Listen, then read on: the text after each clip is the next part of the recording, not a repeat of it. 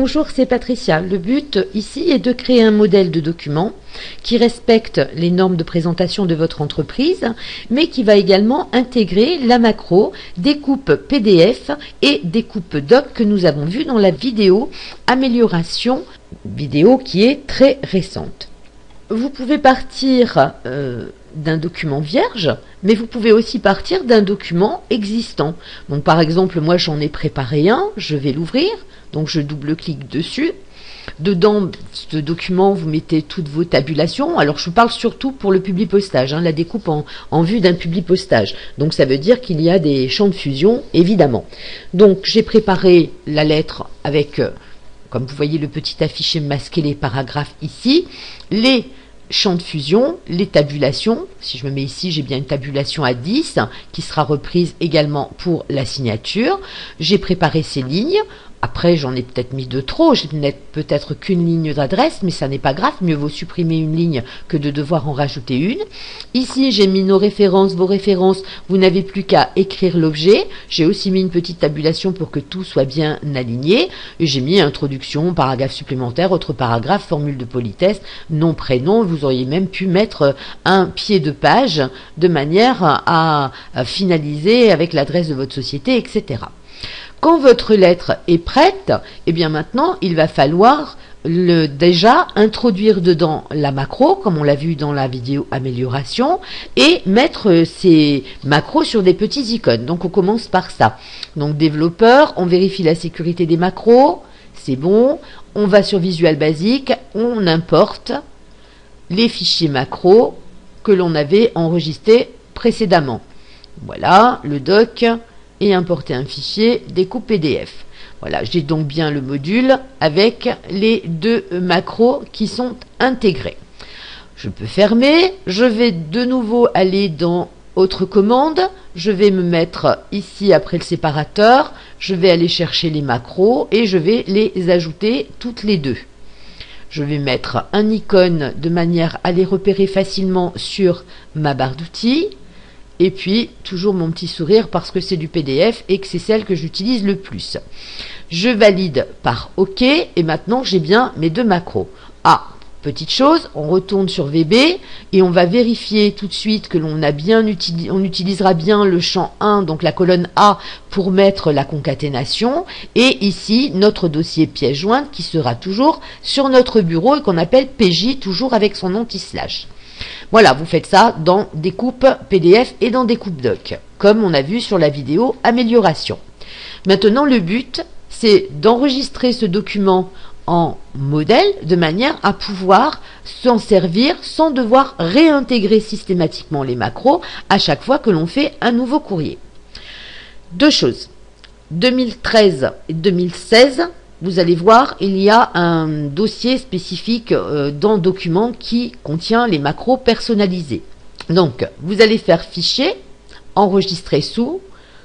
Vous avez, soit vous voyez Modèle Office personnalisé parce que vous l'avez déjà utilisé, soit vous allez dans Mes documents et vous allez trouver le dossier Modèle Office personnalisé.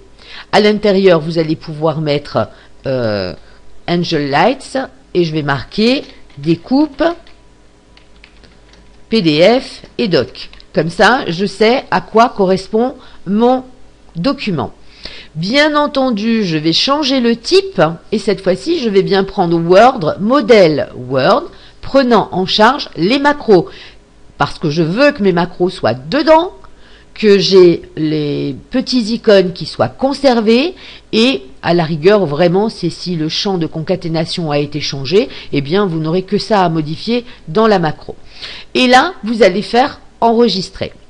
Voilà. Donc là, je vais fermer complètement mon logiciel et je vais vous montrer comment vous servir maintenant, comment ouvrir Word et vous servir d'un fichier pour faire un découpage en créant donc un publipostage, en sachant que vous aurez toujours bien votre base de données, votre dossier pièce jointe qui, ici je vais le vider parce qu'il était resté plein de l'ancienne vidéo, et voilà.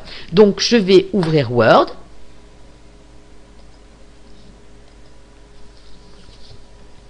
Et lorsque vous ouvrez Word, vous avez tous les modèles proposés qui s'affichent sur la droite, hein, des modèles d'emploi du temps, de prospectus, etc.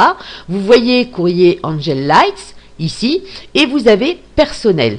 Et dans personnel, vous voyez votre courrier Angel. Alors je dis personnel parce que comme ça, si vous allez là-dessus, vous verrez tous les petits documents macro ou non, mais modèles que vous avez enregistrés personnellement.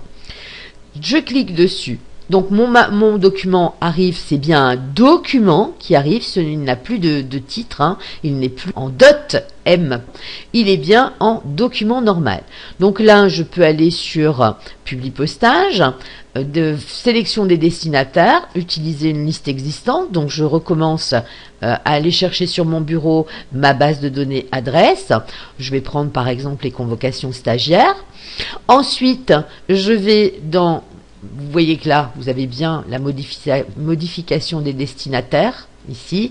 Et là, je peux vous montrer ce que je n'ai pas pu vous montrer sur la vidéo précédente, qu'on peut bien trier, par exemple, les champs par code postal. Ici, je pourrais prendre que le 42300, ou je peux tout prendre si je le souhaite. Voilà, j'avais pas pu vous le montrer parce qu'on était dans un Publipostage un peu spécifique. Donc, je fais OK. Maintenant, vous allez insérer les champs de fusion à la place de ceux qui sont ici, donc le prénom, le nom. Ensuite, ici, on va mettre la rue. Je vais supprimer l'adresse 2 qui n'a pas lieu d'être. Et ici, je vais mettre le champ ville et les CP. Donc CP, code postal et la ville.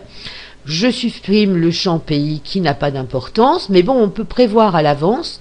La date, ici, vous pouvez ne pas la taper. Moi, j'avais mis un champ par insertion, date et heure, champ que vous pouvez mettre à jour si vous voulez que la lettre ne soit préparée, votre Publipostage est préparé, mais ne sera pas envoyé tout de suite, ou au contraire, vous ne le mettez pas à jour, comme ça, vous vérifiez vous-même. Ici, vous allez mettre vos références. Les références clients, par exemple, ah ben non, là on ne mettra pas de référence client, pardon, c'est un Publipostage pour chaque personne, donc on ne mettra pas de référence client, mais on mettra un objet, par exemple, allez, on va mettre convocation comme on avait fait dans l'autre Publipostage.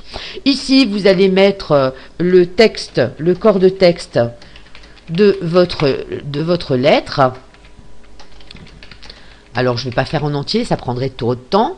Et une fois que vous avez fait ça, vous passez en Publipostage en mode aperçu. Et vous voyez bien, vous avez... Ah, j'ai laissé un champ. On va le supprimer.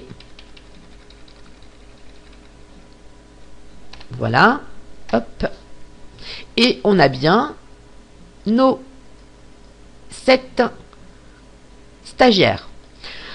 Une fois que vous avez fait ça, ben, il vous reste à découper. Vérifiez tout de même sur l'onglet développeur que vous avez bien toujours le dossier pièce jointe dont le chemin a bien été notifié, ainsi que le numéro de la colonne qui sert au découpage, que ce soit en PDF ou en doc.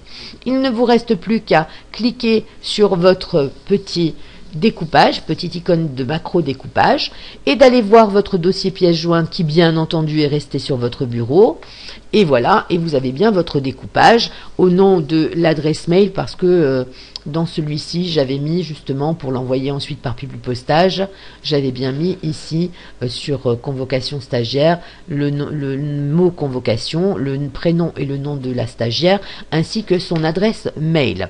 Voilà, la vidéo est terminée. Merci et à très bientôt.